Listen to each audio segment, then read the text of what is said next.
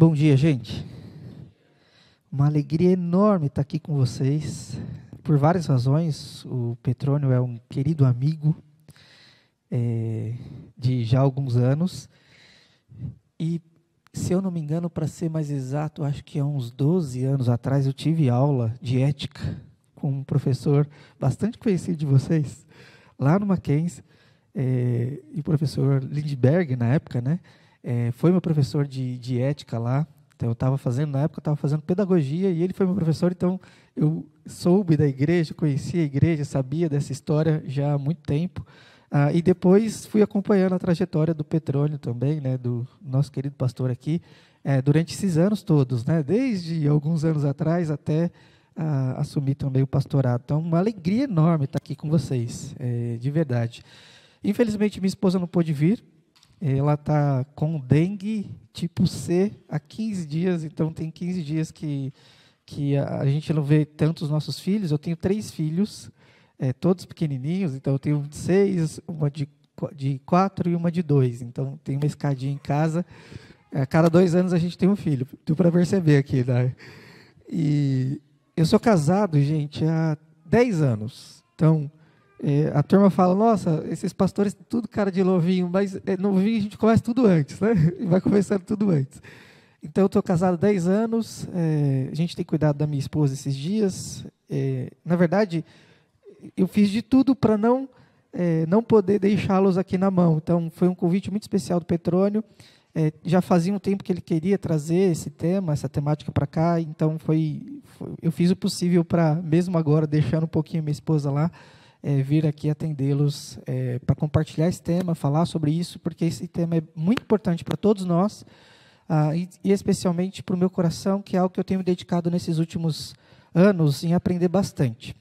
E quando eu falo aprender bastante sobre esse tema, é que nesses últimos anos a gente tem plantado uma igreja lá na Vila Leopoldina, então é o extremo oposto daqui, do ladinho do CEASA, do CEAGESP.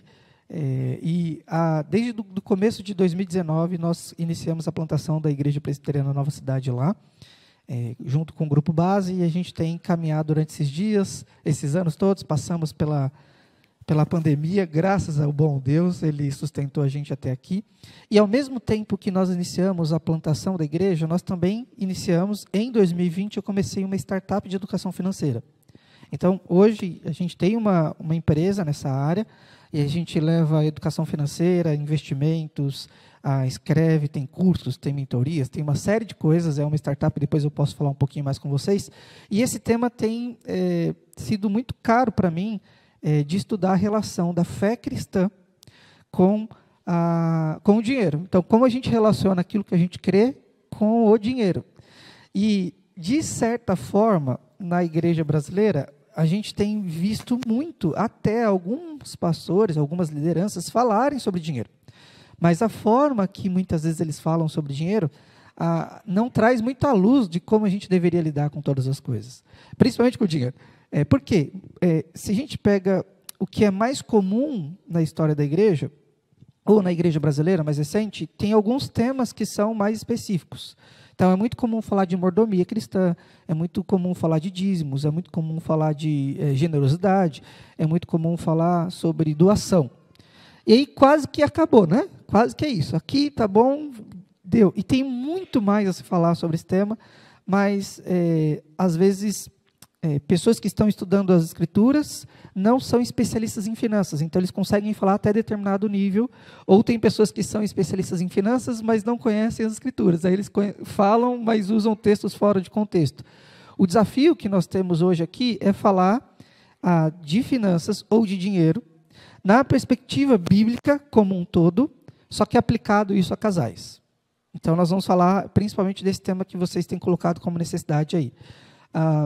Se eu pedisse para vocês levantarem a mão, dizendo quem é que tem alguma questão com dinheiro, provavelmente todos levantariam a mão. Tony, seja a minha relação com a esposa, com o esposo, seja a minha relação com o dinheiro todos os dias, a gente acaba tendo uma realidade, uma relação com o dinheiro que nem sempre vai de acordo com a fé que a gente confessa.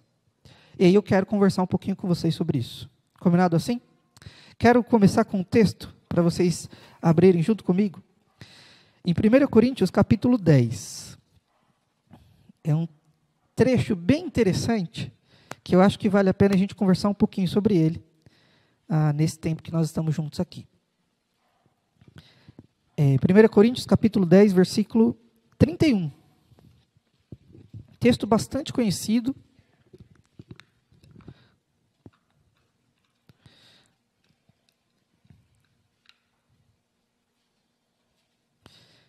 Eu vou ler em uma versão que é talvez um pouquinho diferente aqui, mas é NVI, só que no fim ela dá a mesma ideia, a tradução foi bem feita aqui.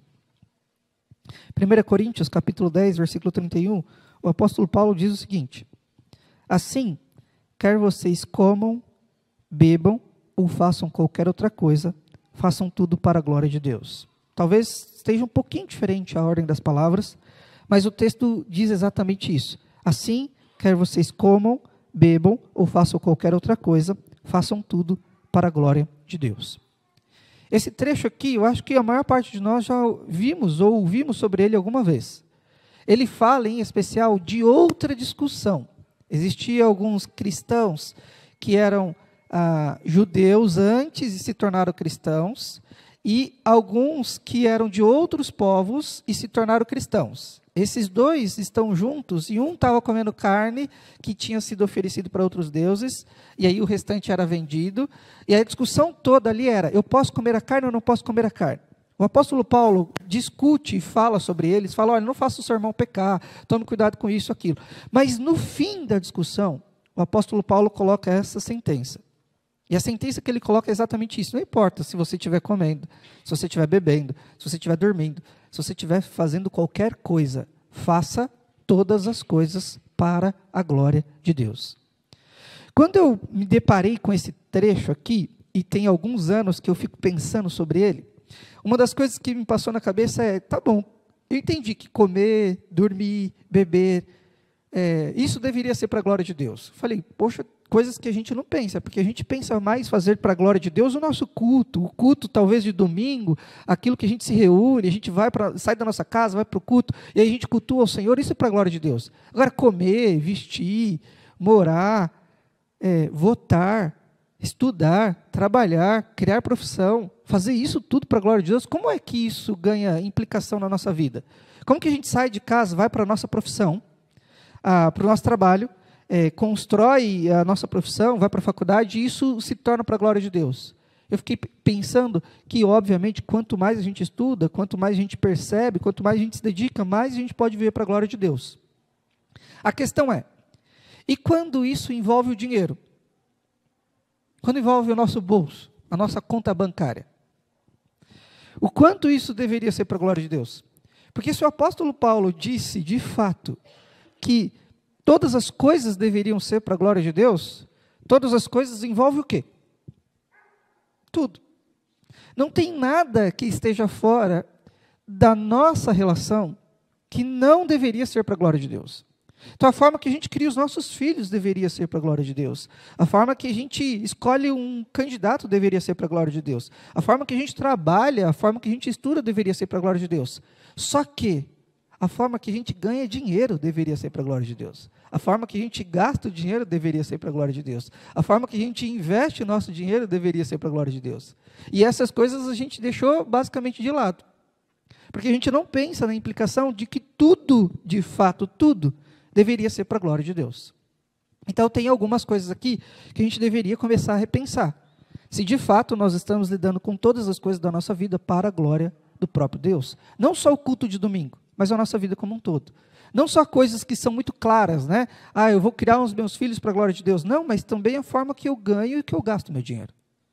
E aí, quando a gente começa a pensar sobre isso, a gente tem uma ideia que diferentes grupos no Brasil, na história da igreja, começou a olhar para textos como esse, ou para vários trechos das Escrituras, e tiveram opiniões, impressões ou interpretações diferentes. Na verdade, nas Escrituras tem mais de 2.000 versículos sobre dinheiro. Não sei se vocês sabiam disso. A maior parte dos textos tem uma conotação negativa, que estava em um contexto de idolatria. As pessoas estavam amando mais o dinheiro, vivendo mais com dinheiro de forma equivocada. Principalmente as falas de Jesus enquanto a dinheiro são negativas. Mas ele estava falando não sobre o dinheiro, mas ele estava falando da relação da pessoa com o dinheiro. E a gente precisa entender aqui o que a Bíblia apresenta sobre o dinheiro e o que a Bíblia fala sobre a questão da relação do ser humano com o dinheiro. Aí a gente precisa pensar sobre isso. Só que algumas pessoas, alguns grupos do nosso Brasil, principalmente alguns que se denominam cristãos, olhando para o dinheiro, enxergaram algumas coisas bastante diferentes uns dos outros. Por exemplo, o primeiro grupo aqui que eu poderia dizer para vocês é a influência, eu estou falando grupos cristãos, ok? Pessoas que, de fato, na teoria, diz que lê a mesma Escritura e que ama Jesus e que ama o Senhor sobre todas as coisas. O primeiro grupo que eu diria para vocês aqui é a influência do catolicismo romano.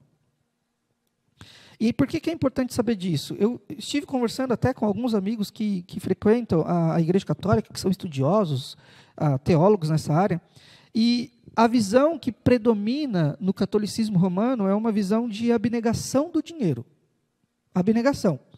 Então, quais são as referências assim, né, para eles, de forma mais especial? Não estou dizendo ruim, não estou falando mal dessas pessoas, né, fazendo algo ruim contra eles. Mas são duas pessoas que marcaram a história, tanto São Francisco de Assis como Madre Teresa de Calcutá. Então, são as duas pessoas que, de forma, ao enxergar as Escrituras, tomaram uma decisão de viver de forma abnegada com dinheiro. Então, ok que as pessoas podem ter dinheiro, ganhar o dinheiro, mas eu vou escolher viver entre os pobres e de forma abnegada ao dinheiro.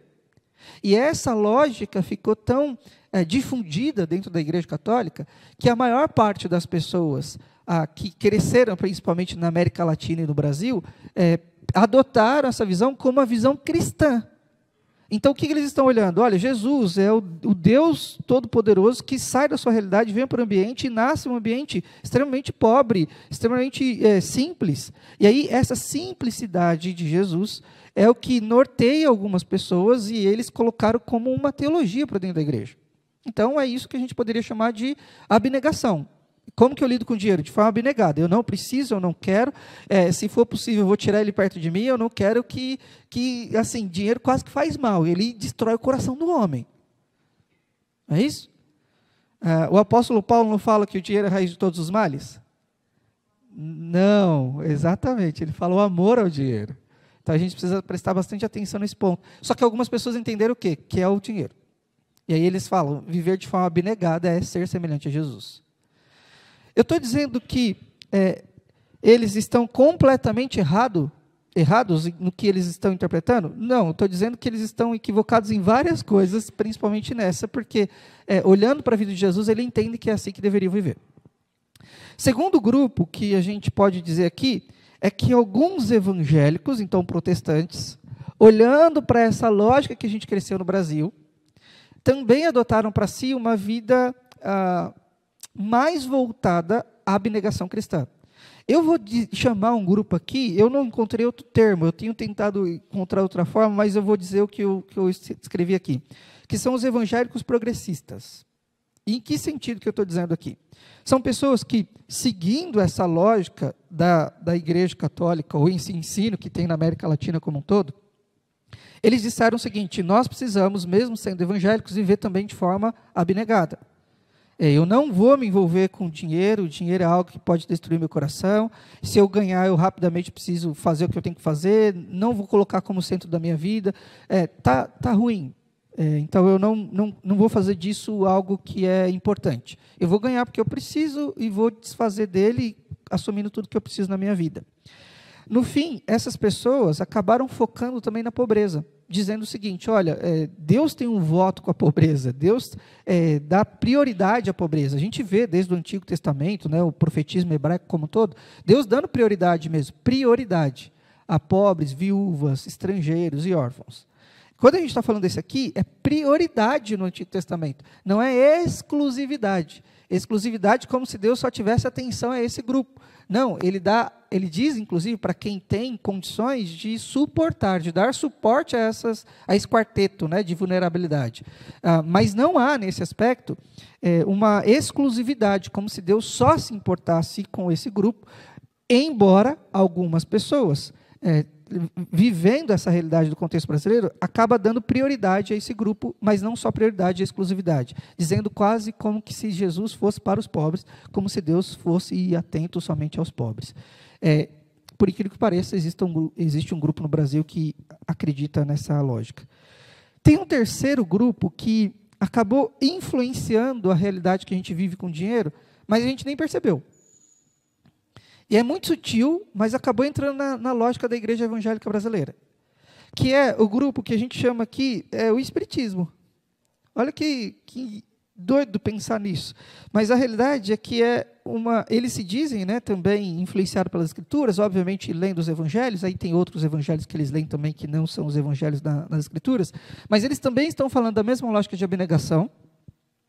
E, ao mesmo tempo, eles colocaram como, se eu der, já que é para abnegar, se eu suportar a necessidade de alguém, ao dar o meu recurso para alguém, eu vou, de certa forma, agradar os seres espirituais e vou voltar em outra vida mais avançado, mais evoluído do que nessa. Então, eu vou reencarnar depois melhor do que dessa vez.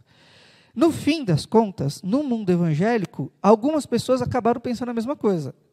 Por quê? O que eles pensaram? Eles disseram o seguinte: se eu suprir a necessidade do Rio Grande do Sul, Deus vai olhar para mim com graça. E por meio daquilo que eu estou fazendo, eu posso chamar a atenção do próprio Deus e Ele então me dá o seu favor.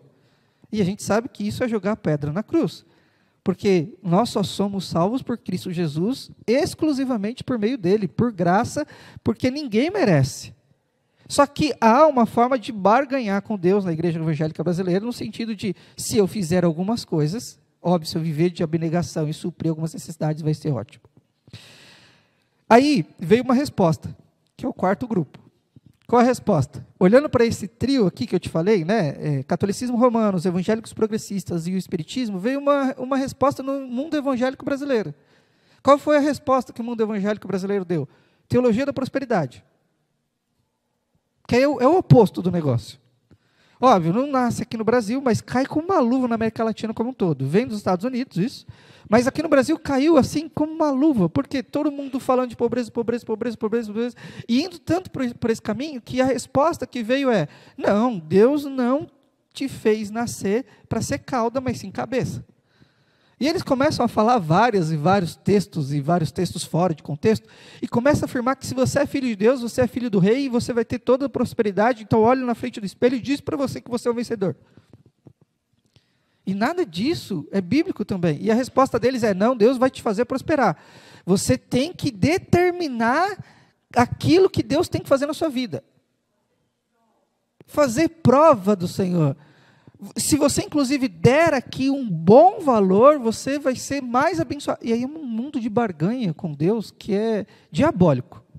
A gente diz aqui, eu acho que é um consenso já em alguns pastores, principalmente reformados no Brasil, que a teologia da prosperidade é um câncer na igreja brasileira. Ela destrói a igreja por dentro, porque as pessoas nem perceberam o que está acontecendo. Só que entende aqui que são 4 visões que a gente tem no mundo evangélico. Aí, ou você vive de forma abnegada, ou você usa o dinheiro para, de certa forma, alcançar um favor de Deus, ou você também começa a exigir de Deus que faça tudo o que você gostaria que fizesse, porque você é filho dele e você tem o direito de solicitar as coisas, ou mandar Deus fazer, porque você está usando, inclusive, o nome de Jesus como se fosse uma mandinga, né? Você está orando, e de repente você vai terminar a oração, você fala em nome de Jesus, aí Deus vai virar para você e falar: nossa, ele falou a palavra mágica, agora falou em nome de Jesus, tem que fazer. Nada disso. Que posição é essa que a gente tem com Deus, sendo Ele, o Senhor e nós servos, dizer algo, afirmar algo assim? Então, tem uma realidade aqui que a gente precisa pensar. A questão que a gente se coloca agora é a seguinte: tá bom, uma vez que tem essas 4 visões equivocadas no Brasil, o que a gente faz então? Qual é a visão bíblica que a gente deveria seguir? O que as Escrituras dizem para nós sobre como deveríamos lidar com o dinheiro?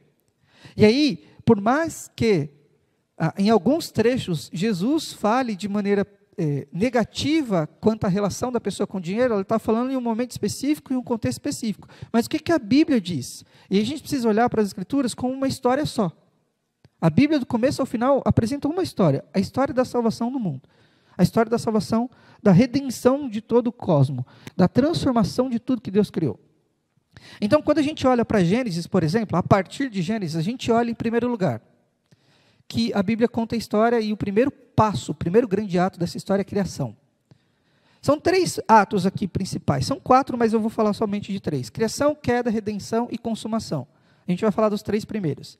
Quando a gente olha para a criação, a gente vê Deus criando todas as coisas, e quando Ele cria todas as coisas, Ele cria todo o ambiente, o habitat humano como um todo, o universo, o planeta Terra, criando todas as coisas de forma perfeita, bela e boa. E no ápice da criação, Ele coloca o ser humano. E ao colocar o ser humano ali como ápice da criação, Ele diz para o ser humano, homem e mulher, vou colocar a minha imagem, a nossa imagem, Pai, Filho e Espírito em você, e você viverá de tal forma que vai me representar e vai continuar o que eu criei. Então o homem e a mulher, ser humano, tem a capacidade dentro de si mesmo de criar e de continuar criando aquilo que Deus criou. Então Deus tem o poder de falar e todas as coisas existir a partir do nada.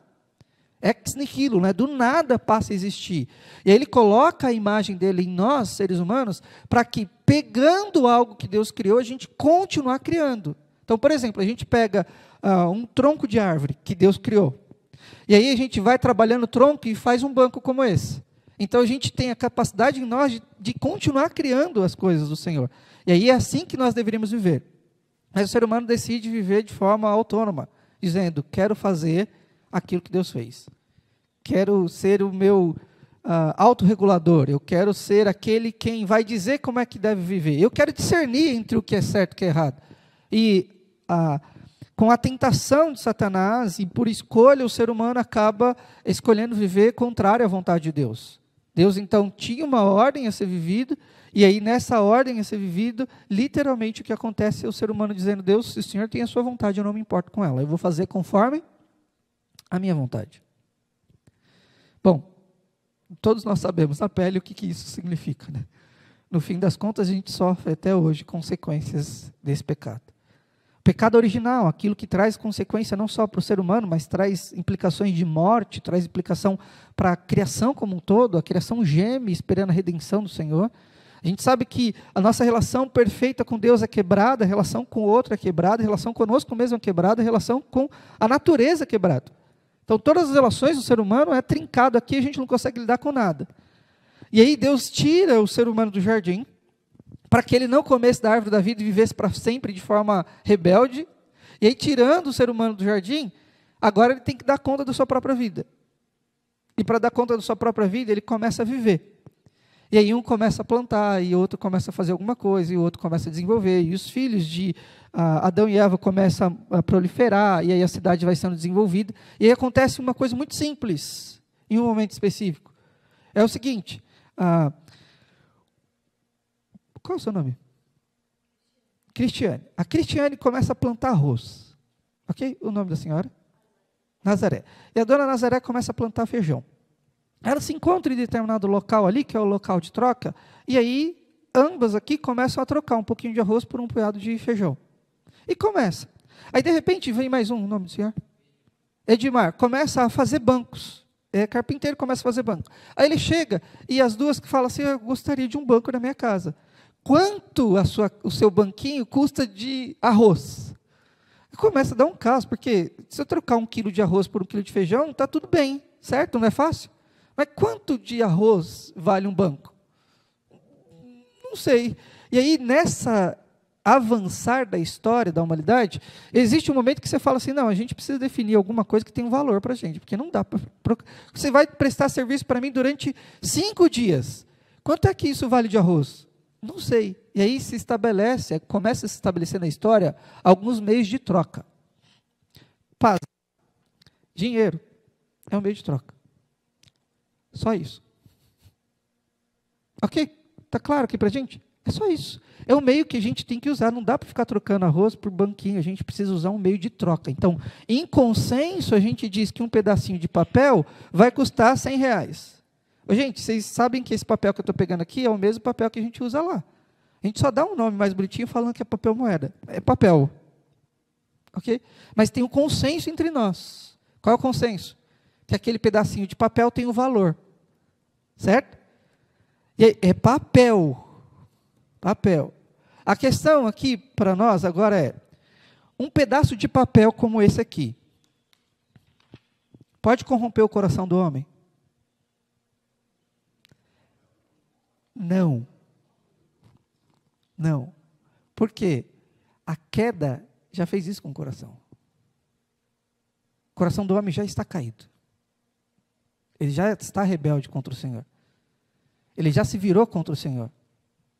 Por isso que o apóstolo Paulo não fala que o dinheiro é a raiz de todos os males. Ele fala que o amor ao dinheiro. E o amor vem de onde? Do coração caído. Então qual é o problema do ser humano? O dinheiro ou o coração? Por isso que a gente deve olhar para a realidade do dinheiro a partir de criação, queda e redenção. É o coração que está ferido, é o coração que está caído, é o coração que está pecaminoso. É o coração que tem um grande problema, porque ele se vira de forma rebelde contra o Senhor. Não é um pedaço de papel que foi estabelecido em consenso que tem o valor que vai destruir alguém. O problema já está dentro do coração humano. Qual é a prova? Várias, mas deixa eu dizer uma história que essa é boa. Jesus está com os seus discípulos e eles foram sentar para comer, e os mestres da lei estão muito próximos ali, olhando para Jesus e para os discípulos, tentando achar alguma coisa para condená-los. E aí eles olham os discípulos indo comer rapidamente e se fartando ali, e aí os mestres da lei olham para Jesus e falam assim: Jesus, peraí, você ensina tudo que você está falando aí, mas os seus discípulos sequer lavam as mãos, respeitam as leis cerimoniais, as leis para se manter limpo, e eles já estão comendo. Jesus, já muito, talvez incomodado com a interpelação daqueles homens, diz o seguinte: olha, vocês estão preocupados mesmo com o que entra? É mesmo? É isso que vocês estão preocupados? O que entra, sai, inclusive. É isso que Jesus falou. O que entra pela boca, sai. Nesse aspecto, vocês deveriam estar preocupados muito mais com o que sai do coração humano. Porque o principal não é o que entra no ser humano, mas é o que está dentro dele, que é o coração caído, coração pecaminoso.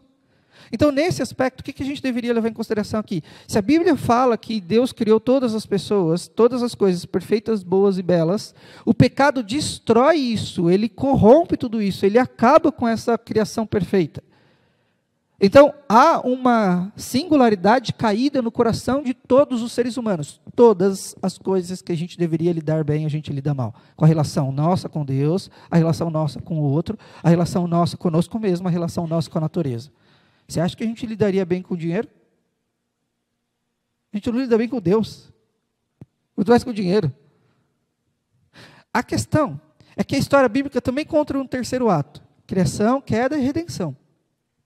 E quando fala em redenção, a gente está falando que, quando chega nesse aspecto de redenção, há algo muito específico que a gente precisa levar em consideração. É o ato de que o próprio Deus, prometido lá, por exemplo, em Gênesis 3,15, que a descendência da mulher feriria a cabeça da serpente, na verdade seria ferido pela descendência da serpente, mas ia esmagar a cabeça da serpente, da descendência. E aí, no fim das contas, a gente olha a plenitude dos tempos, Jesus nascendo, vindo para a nossa realidade, saindo do seu ambiente de glória, se encarnando no nascimento virginal, vivendo como o ser humano, assim como nós.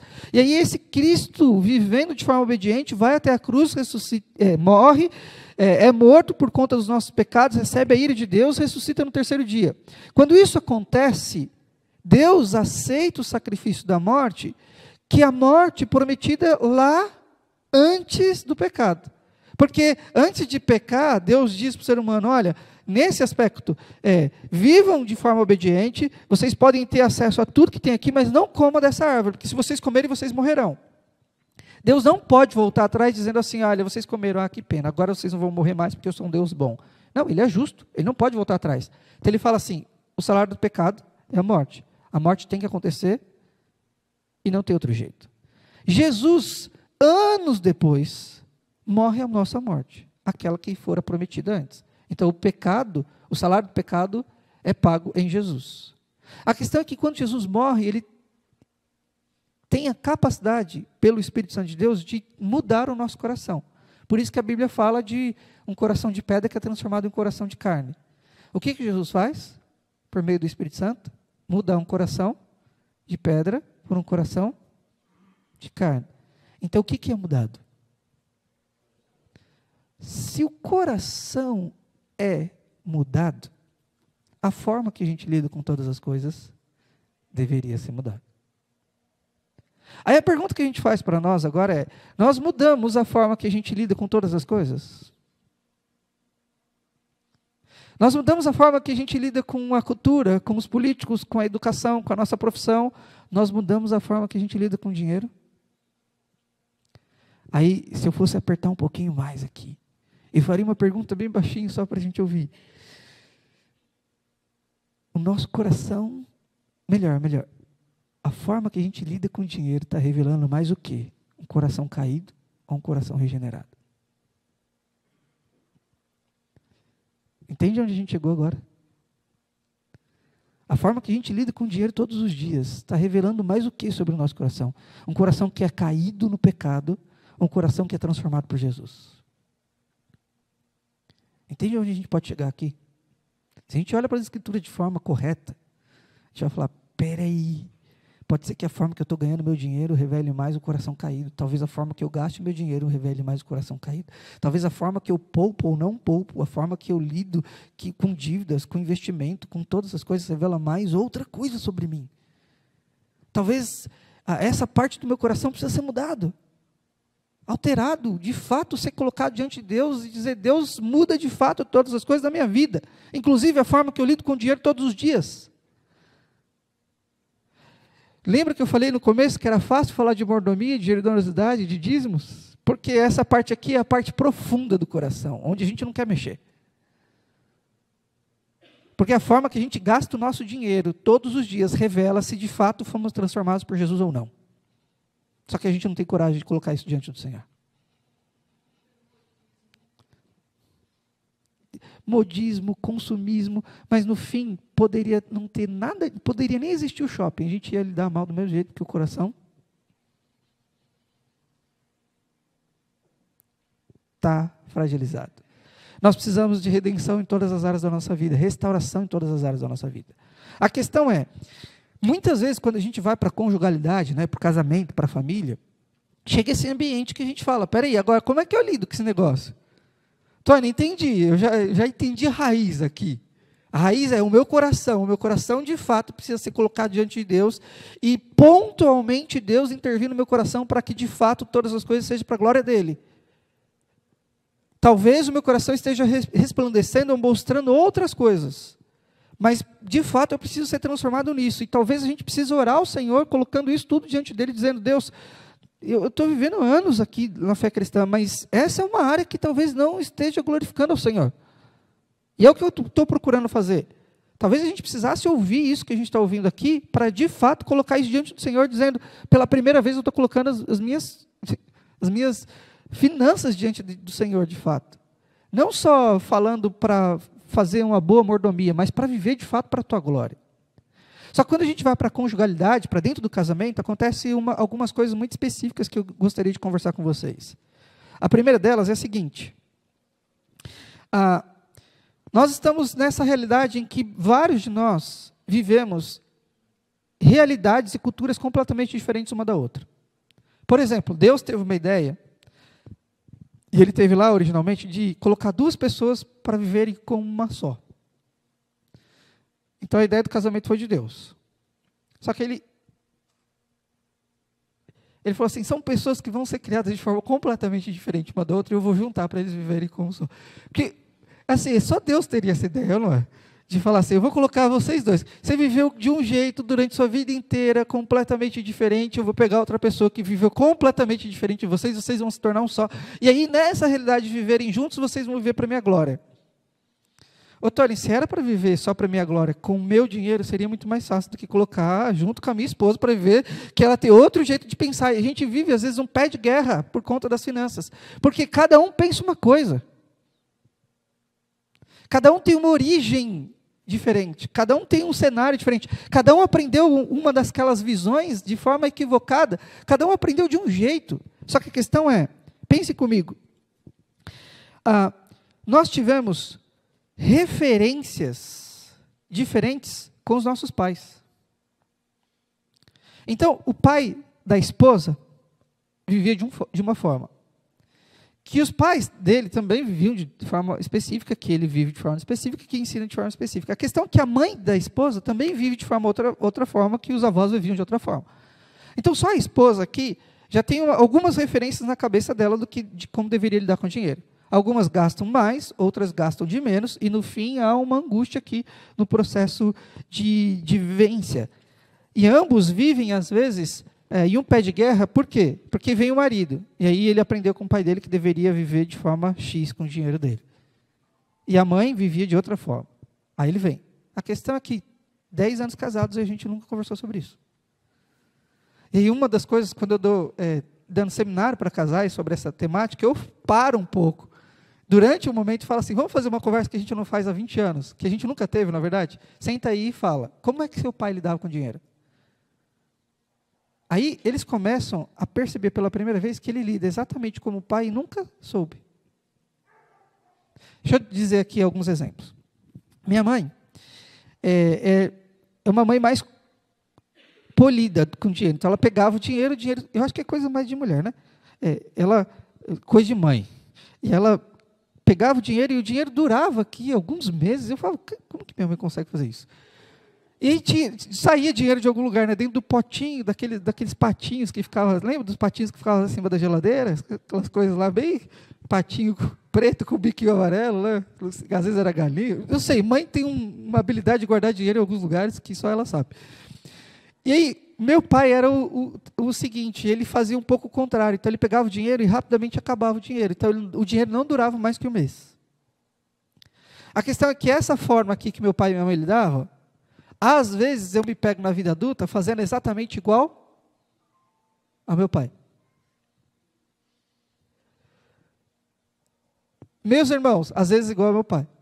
Aí eu falei, pai, eu não posso viver assim. Eu fui imitando um pouco mais a minha mãe. E aí hoje eu tento lidar mais com a minha mãe do que necessariamente com o meu pai. Mas minha esposa tem outra referência. E aí eu olho para o meu sogro, minha sogra, é outra coisa. Gente, cada cabeça, a gente fala, cada cabeça uma sentença. E cada um pensa uma coisa. A questão é, se isso é fato, por que os casais ainda não pararam para sentar e conversar como seus pais lidavam com isso? Só que essa aqui é só o começo da conversa, né? Porque vem depois e fala assim, a forma que os seus pais viviam deixou qual marca em você? Uma marca positiva ou negativa? Imagina que boa parte das discussões e brigas que a gente tem conjugalmente é porque a gente não conversou sobre isso. Tem uma divergência financeira, porque cada um vive conforme aquilo que aprendeu, mas nunca parou para conversar e os dois definirem como é que deveria viver. Por isso que deve, nesse caso, formar uma só carne. Os dois deveriam passar a pensar da mesma forma. E às vezes a gente até conversa sobre como deveria lidar com os filhos, mas a gente não conversa como deveria lidar com o dinheiro. Então os dois falam, vamos fazer isso? Vamos. Aí você vê que os dois descem para o campo para jogar, um chuta para um lado, um chuta para o outro. Por quê? Não, aí você vê que o homem fala, não, vamos comprar casa, vamos. Aí de repente ele aparece com jogos de videogame. Então, o que aconteceu? Você vira para a mulher, ela aparece com uma bolsa, um sapato, você fala, o que aconteceu? De repente o homem começa a fazer uma reforma no carro e diz, como assim? Entende o que eu estou dizendo? Porque falta convergência, os dois voltarem-se para os mesmos lugares e definir juntos o que deveria fazer. Agora, pense o seguinte, a primeira coisa, então, vamos lá, em termos mais práticos, primeira coisa, deve conversar sobre como os pais viviam, como os pais lidavam com o dinheiro. Seus pais brigavam com o dinheiro? Seus pais guardavam dinheiro? Seus pais não guardavam dinheiro? Guardavam ou não guardavam? Brigavam ou não brigavam? Conversavam sobre isso? Não. Conversar, Tony? Eles tacavam uma coisa na outra. Eu via cadeira voando, copo batendo. Não tinha conversa. Só que às vezes, olha só, por vermos os pais agindo dessa forma, muitas vezes a gente só sabe conversar com dinheiro dessa forma. Ao invés de sentar para conversar, como que a gente faz? Falou de dinheiro, você já pega a faca, já deixa aqui do lado. Por quê? Porque é a forma que você sabe lidar. Aí você tem na sua cabeça que conversar com dinheiro é sempre ruim. Então, o que acontece em muitos casais? Começou a falar de dinheiro, ih, não quero saber desse negócio. Vira um pé. É só sentar para conversar. Então, a primeira coisa, conversa. Segunda, quais marcas que ficaram aí no coração? Quais são as marcas? Influências e marcas. Quais as marcas que tem aí dentro? O que eles aprenderam que você também aprendeu, que está aí dentro de você? Depois, o que a gente pode fazer aqui de tipos de comportamentos que a gente tem? Olha, eu estou lidando com o meu dinheiro muitas vezes de forma desenfreada. Eu lido de forma consumista. Talvez isso não esteja nem glorificando ao Senhor. E reconhecer os próprios erros, reconhecer os próprios pecados. Reconhecer que muitas vezes não está glorificando a Deus da forma que deveria. Reconhecer que, de fato, olha, a gente combina e eu tenho aqui quase que um descontrole e eu vou lá e gasto. Por conta das várias... Eu já dei, gente, eu acho que um pouco mais de 500 sessões de mentoria, para vocês terem uma ideia. Lido com casais, com individual, aí já foi um monte. E aí eu me lembro de várias e várias histórias. E, às vezes, a pessoa tem uma compulsão por compra que não é nem a questão que eu consigo tratar. Às vezes é compulsivo a ponto de ter que ir fazer um tratamento psicológico. Porque é compulsivo. Não é compra por consumismo, ok? É uma coisa. Compra por consumismo é uma coisa. Aí tem compra por compulsão, que é outra coisa. E a pessoa vai gastando porque ela é compulsiva, ela não consegue fazer outra coisa. É a pessoa que enche o carrinho o tempo todo, que faz compra, e aí chega, às vezes fica até fechado, ela nem usa, ela deixa guardar. Mas vai para um nível que começa a ter desgaste na família e afeta a relação conjugal.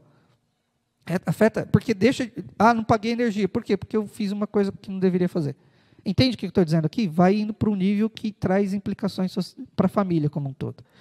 Então, vamos pensar aqui. Primeiro, conversa entre vocês quais são as marcas, as influências. Segundo, quais marcas ficaram no coração? O que ficou aí? Terceiro, reconheça de fato os pecados, os desvios daquilo que precisa ser conversado sobre isso. E quarto aqui, defina alguns planos financeiros entre o casal. Defina alguns planos. Porque talvez você esteja falando, vamos comprar uma casa? Vamos, mas só um está pensando nisso. Vamos trocar de carro? Vamos, mas só um está pensando nisso.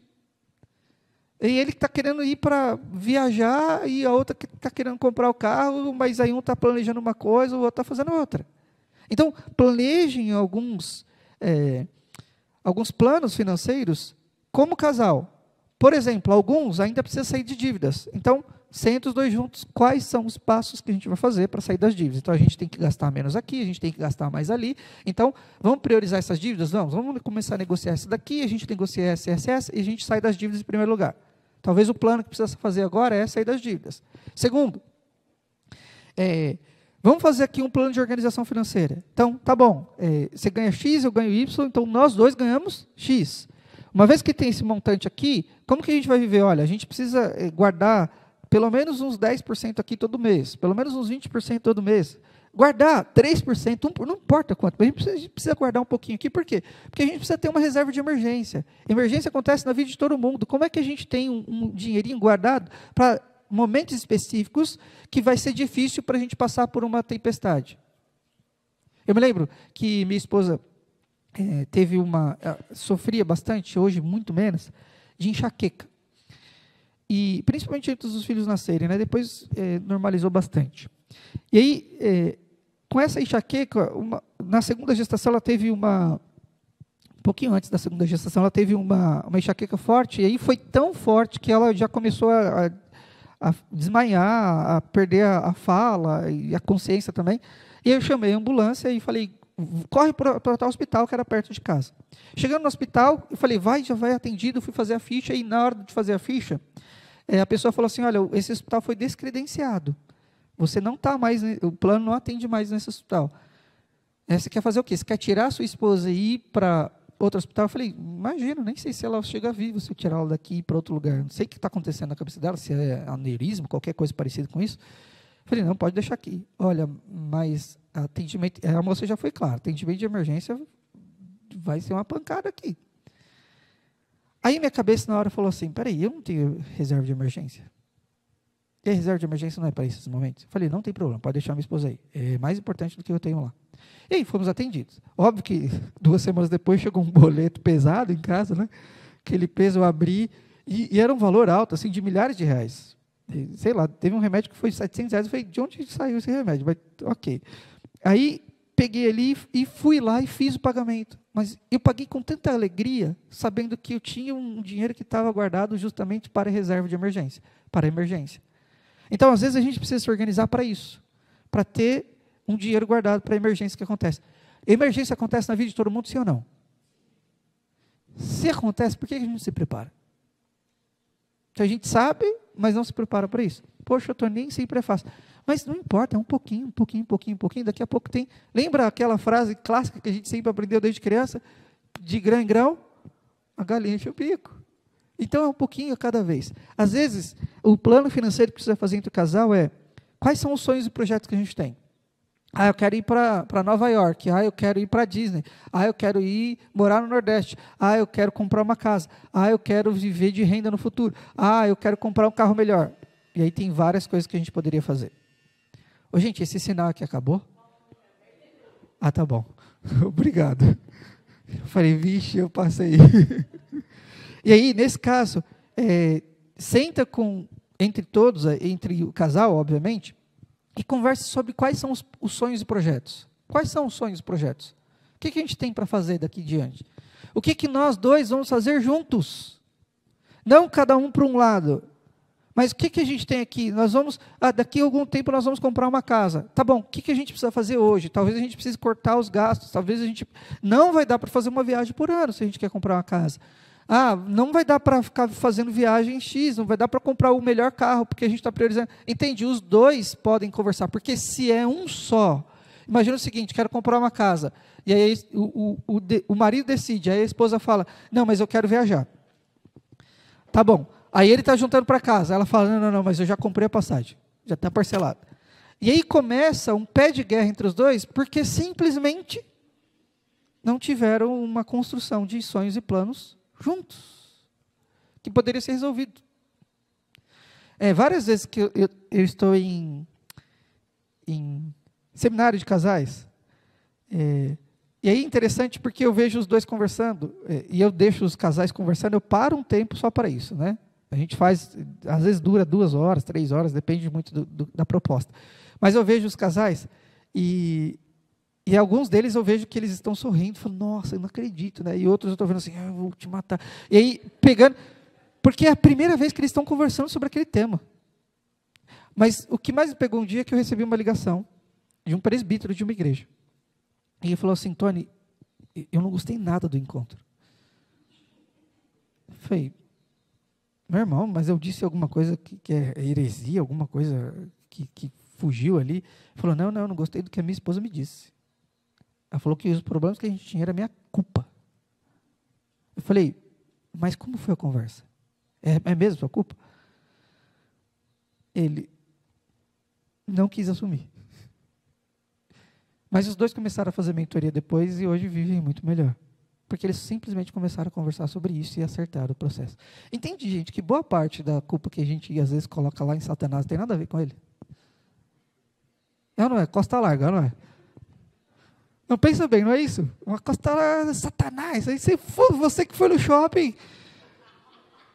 Não, foi Satanás que mostrou a propaganda, que pagou o Uber, que me fez entrar na loja, que fez passar o cartão. Putz. É um negócio de doido. Por quê? Fica fácil a gente jogar para alguém a culpa que é nossa. Mas quanto mais a gente alinhar, melhor fica.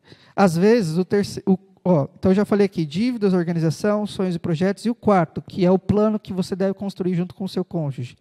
Investimentos. Quais são os investimentos para o futuro? A gente vai depender só do INSS? Eu vou dar um dado aqui para vocês ficarem um pouquinho chocados. Se você contribuir com o INSS durante 35 anos, um valor lá de uma aposentadoria, 35 anos, no final você vai ter uma aposentadoria, um salário mínimo. Que ninguém no Brasil consegue viver com um salário mínimo. Ok? Então é muito apertado. Muito apertado. Você sobrevive com dinheiro. Às vezes sobrevive com menos que isso, né? Mas é sobrevivência. Se durante 35 anos você investisse R$100 por mês, R$100 por mês, durante 35 anos você teria um patrimônio de mais de R$600 mil. 600 mil, e isso te daria uma renda por mês de mais de R$6 mil por mês. E esses R$600 mil nunca iria acabar, ia ficar para os seus filhos, netos, e aí vai. Tony, já passou, eu não tenho mais essa idade. Ainda assim, começa hoje a fazer. Porque a maior parte das coisas que eu ouço em igreja é assim, nossa, Tony, se eu tivesse ouvido isso com 18 anos, Lembra que eu falei para vocês? Na igreja se fala de alguns temas. Mordomia, generosidade, dízimo, e aí para. Entende que não fala de outras coisas que é o que a gente vive todos os dias? Todo dia a gente vive com conta para pagar, com dinheiro, com economia, com investimento. Se a gente faz, não faz. Se a gente entra em dívida, não entra. É isso que a gente deveria falar. Que é isso que de fato glorifica a Deus ou não. Entende? Porque é fácil, gente, a gente dar o dízimo, a gente falar de uma mordomia para o Senhor, glorificar Deus com isso. E o restante não tem nada a ver com Deus. Não é assim, na maior parte das vezes? A forma que eu poupo, que eu entro em dívida, que eu financio alguma coisa, que eu invisto ou não invisto, se eu invisto em tesouro, se eu invisto em sei lá, bolsa de valores, se eu invisto em imóveis, isso aqui parece que não tem nada a ver com Deus. Isso aqui não deve glorificar Deus, pelo menos na nossa cabeça é um negócio tão separado de Deus aqui, que a gente não entende mais. E muitas vezes a gente sofre na conjugalidade por conta disso. Ufa, onde é que está o problema? Coração. É ele que precisa ser alinhado com o Senhor. Então, a primeira coisa que você deveria fazer a partir de tudo isso, guarde o seu coração. Guarde o seu coração. Guarde o seu coração aí em um lugar que só o Senhor pode proteger. Jesus falou muito sobre esse perigo que o nosso coração tem de amar qualquer outra coisa ao invés de Deus. E o dinheiro, ele tem um potencial maior ainda do que isso. O potencial que o dinheiro tem é de se tornar mesmo quase que um outro Deus, Mamon. E ele entrar no lugar de Deus. Então, enquanto você está investindo, poupando, cuidando da sua família, também não deixe o dinheiro tornar um senhor na sua vida. A gente tem 2 exemplos, né, na Bíblia, muito claro. O jovem rico, que ama o dinheiro mais que todas as coisas, Jesus fala para ele deixar, ele não deixa. E a gente tem o cobrador de impostos, que não é cobrador de impostos, é cobrador de impostos? Zaqueu era cobrador de impostos, é isso, né? E aí, quando Jesus entra no coração dele, o que ele faz? Eu vou restituir 4 vezes mais, que era o dobro da lei. Então ele devolve e ele distribui dinheiro. Olha que doido. Mas ele não está fazendo uma abnegação do dinheiro, tudo bem? O que ele está fazendo eu estou dizendo que isso aqui não é o que domina o meu coração. Eu não tenho 2 senhores. Que é o que Jesus fala em Mateus 6. Não tenho 2 senhores, porque você vai agradar mais um do que o outro. Guarde o seu coração. Guarde o seu coração nesse processo. É a primeira coisa que deveria. Segundo, cuide do seu presente. Cuida hoje. Talvez daqui a pouco você não vai ter mais tanta força, disposição física para ganhar o que você ganha hoje. Para ter acesso ao mercado de trabalho. Talvez alguns já estejam passando por isso. E se arrepende olhando para trás dizendo, poxa, eu não me preparei lá no passado. E aí, essa é a oportunidade de a gente aprender a lidar com esse processo hoje. Então, cuide do seu presente. Em terceiro lugar, cuide do seu futuro. O que você deve fazer para amanhã? Quais são os passos que você vai construir agora para que o futuro esteja bem? O que você vai ir cuidando da sua vida para que o futuro esteja bem? Entende aqui coisas bem simples que a gente deveria conversar sobre isso?